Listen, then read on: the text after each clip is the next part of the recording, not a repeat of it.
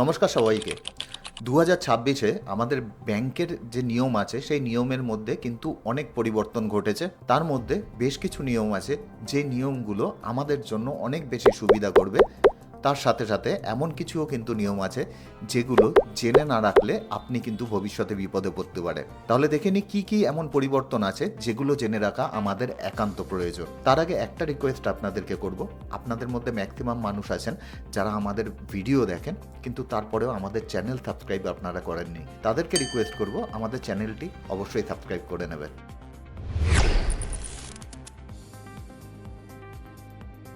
প্রথমত, আমাদের যে অনলাইন ব্যাংকিং আছে সেই ব্যাংকিং কিন্তু আরও বেশি স্ট্রং হতে যাচ্ছে।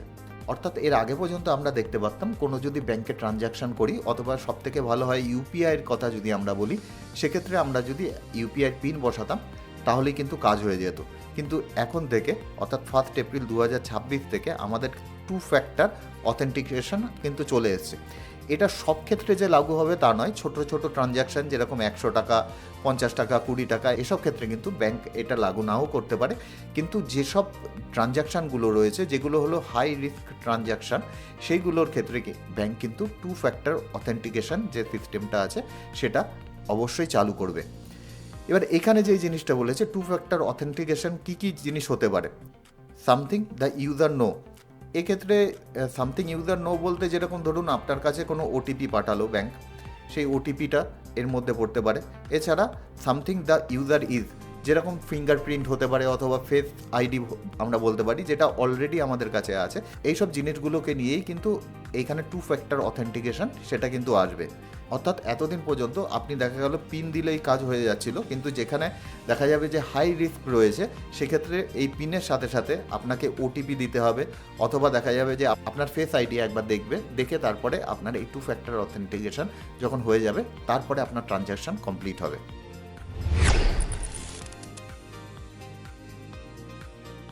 আরবিআই একটা ড্রাফট গাইডলাইন আমাদের জন্য এনেছে যেটা চালু হবে জুলাই মাসে 2026 থেকে। এবার এখানে আরবিআই কি প্রপোজ করছে, আর আরবিআই প্রপোজ করছে যদি আমাদের কাছে স্মল ভ্যালু ফ্রড অর্থাৎ যেটা 50,000 টাকা পর্যন্ত আছে এই ধরনের কোনো যদি ফ্রড হয়, ডিজিটাল ফ্রড, সেক্ষেত্রে আরবিআই অথবা যে ব্যাংকের সাথে আমাদের অ্যাকাউন্ট রয়েছে তারা মিলে এই যে আমাদের টাকা ফ্রড হয়েছে সেই ফ্রডটা আমাদের মিটিয়ে দেবে। এক্ষেত্রে কত টাকা মেটাবে না মেটাবে সেটাও কিন্তু এখানে বলেছে যে customer can receive up to 85% of their loss. এবার এটা কিন্তু 25,000 টাকা পর্যন্ত হতে পারে। অর্থাৎ আপনি তখনই এলিজেবল হবেন যখন আপনার ফ্রড 50,000 টাকার নিচে হবে। 2 নম্বর হলো যে আপনি যে টোটাল আপনার ফ্রড হবে সেই ফ্রডের 25,000 টাকাই কিন্তু আপনি ফেরত পেতে পারেন। দেখা গেল আপনার 45,000 টাকা আপনার ফ্রড হয়েছে কিন্তু আপনি ফেরত পাবেন এখানে 25,000 টাকা পর্যন্ত। এইবার আপনার টোটাল ফ্রডের 85%ই আপনি কিন্তু ফেরত পেতে পারেন আর কি, পাবেন বলতে পেতে পারেন। এবার দেখা গেল আপনার 20,000 টাকা আপনার সাথে ফ্রড হয়েছে, এই 20,000-এর 85% করে যেটা বেরোবে সেই টাকা অর্থাৎ 17,000 টাকা পর্যন্তই কিন্তু আপনি এখানে ফেরত পেতে পারেন যদি আপনার 20,000 টাকা ফ্রড হয়। এবার এক্ষেত্রে কি বলছে, রিপোর্ট টাইম কী থাকবে। এবার যেদিন আপনার সাথে ফ্রড হলো তার থেকে 5টা ওয়ার্কিং ডেজের মধ্যে আপনাকে রিপোর্ট করতে হবে। কোথায় রিপোর্ট করতে হবে? যে ব্যাংকে আপনার অ্যাকাউন্ট আছে তার সাথে সাথে ন্যাশনাল সাইবার ক্রাইম আপনাকে রিপোর্ট করতে হবে। এবার আপনার সাথে কতবার এই যদি ফ্রড হয় তাহলে আপনি এই রিপোর্ট করতে পারবেন অথবা আপনি এই টাকা ফেরত পেতে পারেন। এটা কিন্তু আপনার পুরো লাইফ টাইমে একবারেই কিন্তু আপনি এই টাকা ফেরত পেতে পারেন। অর্থাৎ আরবিআই বলছে যে একবার আপনার টাকা ফেরত দিয়েছি, জাস্ট এটা আপনার নলেজের জন্য, যেহেতু আপনার নলেজ ছিল না ওর জন্য আপনাকে দেওয়া হয়েছে। এখন আপনি এডুকেটেড হয়ে গেছেন এই ব্যাপারে, এরপর থেকে আপনার এই ধরনের কোনো ফ্রড হলে আমরা টাকা ফেরত দিতে বাধ্য থাকবো না। এবার লায়াবিলিটি যেটা থাকবে অর্থাৎ আপনার যে টাকা ফেরত দেবে, ধরে নিলাম যে 17,000 টাকা আপনাকে ফেরত দেবে বা 15,000 টাকা ফেরত দেবে, এখানে কে কত অংশ ফেরত দেবে? 65% ফেরত দেবে হলো আরবিআই, 10% হলো যেই ব্যাংকে আপনার অ্যাকাউন্ট আছে, আর 10% দেবে হলো যেই ব্যাংকে আপনার টাকা চলে গেছে। ধরে নিলাম আপনার এসবিআই অ্যাকাউন্ট রয়েছে, এবার আপনার সাথে যে ফ্রড হয়েছে, ফ্রড হওয়ার পর এবিসি ব্যাংকে এই টাকাটা চলে গেছে। এখন আরবিআই তো 85% দেবে, এসবিআই দেবে 10%, আর এই এবিসি ব্যাংক যেই ব্যাংকে টাকাটা চলে গেছে সেই ব্যাংক দেবে 10%। এবার এখানে বলছে যে কাস্টমারের কোনো ধরনের লায়াবিলিটি থাকবে না যদি তার সাথে ফ্রড হয় সেটা যদি হয় ব্যাংকের নেগলিজেন্সের জন্য বা সিস্টেম ফেলিয়ার অথবা থার্ড পার্টি কোনো ব্রাঞ্চের কোনো ধরনের কোনো গণ্ডগোলের জন্য এই কাজটি হয়, সেক্ষেত্রে কাস্টমারের কোনো ধরনের কোনো লায়াবিলিটি থাকবে না। অবশ্যই তাকে ডিউ ডেটের মধ্যে এটা রিপোর্ট করে দিতে হবে। এছাড়াও যদি দেখা যায় যে কাস্টমারের পার্শিয়ালি নেগলিজেন্স থাকে, সেক্ষেত্রেও সেটা কিন্তু ডিপেন্ড করবে যে ব্যাংক সেই জিনিসটাকে কিভাবে করছে এবং সেটা কতটা গাইডলাইনের মধ্যে থাকছে, সেটার উপর ডিপেন্ড করবে যে আপনার এই রিপোর্টটা নেওয়া হবে কি হবে না। আগে দুটো পয়েন্ট দেখলাম যেখানে আপনার কোনো ধরনের কোনো লায়াবিলিটি থাকবে না, কিন্তু আপনার নেগলিজেন্সের জন্য যদি হয় আপনি ওটিপি বা পিন শেয়ার করে দিয়ে থাকেন, সেক্ষেত্রে সেটা ডিপেন্ড করবে আপনার নেগলিজেন্স কতটা আছে এবং ব্যাংক সেই লায়াবিলিটি নেবে কিনা, সেটা ব্যাংকের ডিসিশনের উপর ডিপেন্ড করবে।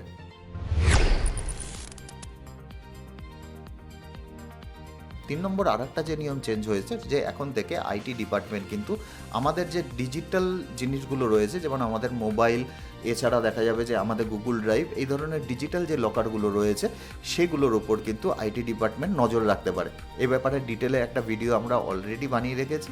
এই ভিডিওটি দেখলে অথবা আমি ডেসক্রিপশন বক্সে আমি লিঙ্ক দিয়ে রাখবো, আপনি যদি দেখেন তাহলে কিন্তু ডিটেলে জিনিসটা বুঝে যাবেন।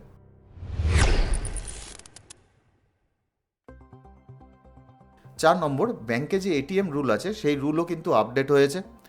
এখনও পর্যন্ত আমরা দেখেছি যে এইচডিএফসি ব্যাংক আছে, এইচডিএফসি ব্যাংক তার এটিএম উইথড্রলের উপর যে নিয়ম আছে সেই নিয়ম কিন্তু বদলে দিয়েছে। এখনও পর্যন্ত যদি আমরা দেখি যে মান্থলি যে ফ্রি ট্রানজ্যাকশান লিমিট আছে, সেই ফ্রি ট্রানজ্যাকশান লিমিটের মধ্যে যে ইউপিআই বেস উইথড্রলগুলো হতো সেগুলো কিন্তু কাউন্ট করা হতো না। অর্থাৎ আমি দেখা গেলো এটিএমে গেলাম, এটিএমে গিয়ে আমি ইউপিআইয়ের মাধ্যমে আমি কোনো টাকা উইথড্র করতাম, সেক্ষেত্রে আমাদের যে ফ্রি লিমিটটা থাকে ব্যাংকে, কোনো ব্যাংকের 3টে থাকে, কোনো ব্যাংকের 5টা থাকে, এই ধরনের লিমিট থাকে, সেই লিমিটের মধ্যে কিন্তু এই ইউপিআই যে মাধ্যমে যে টাকাটা উইথড্র করতাম সেটা এর মধ্যে ঢুকতো না। কিন্তু এখন থেকে ওটাকেও কাউন্ট করা হবে আপনার ফ্রি উইথড্র হিসাবে।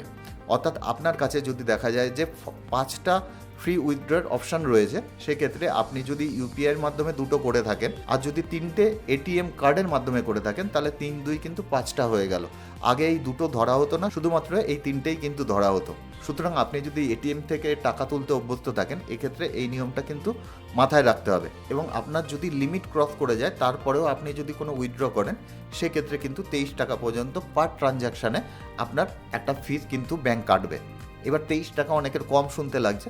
যদি আপনি দেখা গেল যে 10,000 টাকা আপনি টাকা তুলছেন, সেখানে যদি 23 টাকা আপনার কাটে, খুব একটা গায়ে নাও লাগতে পারে, কিন্তু দেখা গেল আপনি যদি 100 টাকা বা 200 টাকা তুলছেন, সেখানে যদি আপনার 23 টাকা কাটে, তাহলে কিন্তু প্রায় সেটা 12% হয়ে যাচ্ছে।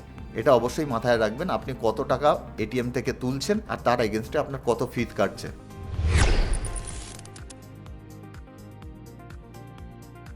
আমরা ব্যাংকে যে টাকা উইথড্র করি অথবা ডিপোজিট করি, সেক্ষেত্রেও কিন্তু বেশ কিছু নিয়মের পরিবর্তন ঘটেছে। এতদিন পর্যন্ত আমরা দেখতাম যে আমরা 50,000 টাকার ওপরে কোনো সিঙ্গেল ট্রানজ্যাকশান যদি করি, সেক্ষেত্রে ব্যাংকে আমাদের প্যান কার্ডের কিন্তু দরকার পড়তো।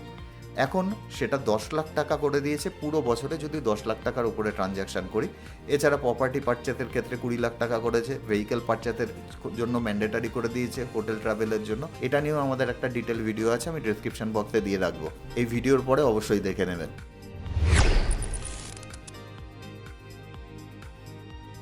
ইউপিআইয়ের মাধ্যমে আমরা যে ট্রানজ্যাকশান করি তার ট্রানজ্যাকশান লিমিটের মধ্যেও কিন্তু একটা চেঞ্জ এসছে। এখনও পর্যন্ত আমরা যে স্ট্যান্ডার্ড ট্রানজ্যাকশান লিমিট দেখি সেটা কিন্তু 1 লাখ টাকা, কিন্তু বেশ কিছু সংস্থা আছে তাদের জন্য কিন্তু এই 1 লাখ টাকাকে অনেকটা বাড়িয়ে দেওয়া হয়েছে। যেমন হসপিটাল, এডুকেশনাল ইনস্টিটিউট, আইপিও, এছাড়া আরবিআই রিটেল ডাইরেক্ট স্কিমের জন্যও কিন্তু এই যে ট্রানজ্যাকশান লিমিট আছে সেই ট্রানজ্যাকশান লিমিটকে বাড়িয়ে দেওয়া হয়েছে।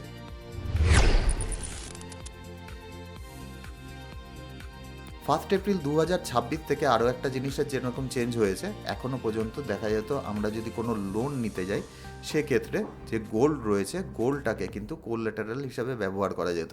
এখন কিন্তু আমরা দেখতে পাবো যে ব্যাংক সিলভার জুয়েলারি, অর্নামেন্ট অথবা যে কয়েনগুলো রয়েছে সেগুলো কোল্যাটারাল হিসাবে অ্যাকসেপ্ট করবে।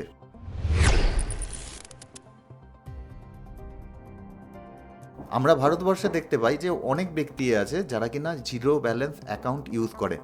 এবার এই জিরো ব্যালেন্স অ্যাকাউন্টের ক্ষেত্রে যেটা দেখা যেত যে তারা চেকবুক পেতো না অথবা এটিএম কার্ড পেতো না, এখন থেকে কিন্তু সেই নিয়মটা চেঞ্জ হতে যাচ্ছে।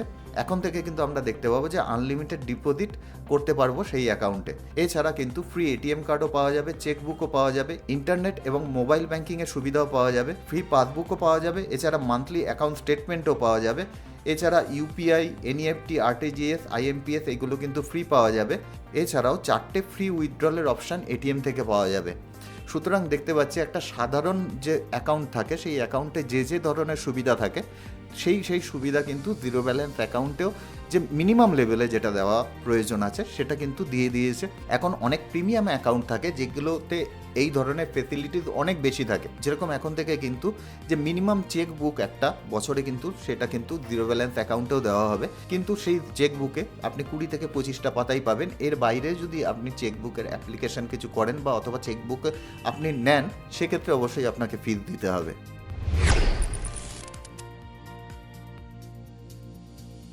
যারা ইউপিআই ব্যবহার করেন তাদের জন্য কিন্তু এনপিসিআই বেশ কিছু অপারেশনাল রুল নিয়ে এসছে। সেটা হলো আপনি চাইলে ইউপিআই থেকে যে ব্যালেন্স চেক আপ করে সেটা কিন্তু আপনি পার ডে 50টা করে করতে পারেন পার অ্যাপ।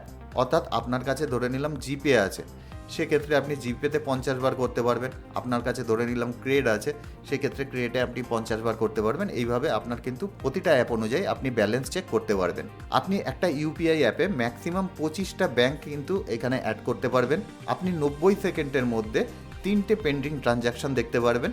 এছাড়াও আপনার যদি কোনো ইএমআই যাওয়ার থাকে সেই ইএমআইগুলো কিন্তু এখনও পর্যন্ত দেখা যেত যে ব্যাংকিং যে আওয়ার্স আছে ব্যাংকিং আওয়ার্সে যে কোনো সময় হতে পারতো। এখন থেকে কিন্তু যে ব্যাংকিং আওয়ার্স আছে সেই ব্যাংকিং আওয়ার্সে বিশেষ করে যে রাশ আওয়ারগুলো থাকে সেই রাশ আওয়ারে এই ধরনের প্রসেসিং হবে না। এগুলো ন্যাচারালি এখন কিন্তু দেখা যাবে যে বিফোর 10 AM হবে অথবা আফটার 9:30 PM, অর্থাৎ সকাল 10টার আগে অথবা রাত্রি 9:30টার পরে এই যে ইএমআইগুলো আছে ওগুলোর প্রসেসিং হবে। এই ছিল কয়েকটি পরিবর্তন যেগুলো ব্যাংকিং সেক্টরে হয়েছে এবং যেগুলো আমাদের জেনে রাখা প্রয়োজন। যদি ভিডিওটি ভালো লাগে বন্ধু বান্ধবের মধ্যে অবশ্যই শেয়ার করবেন। সুজয় বৈদ্য, সাইনিং অফ।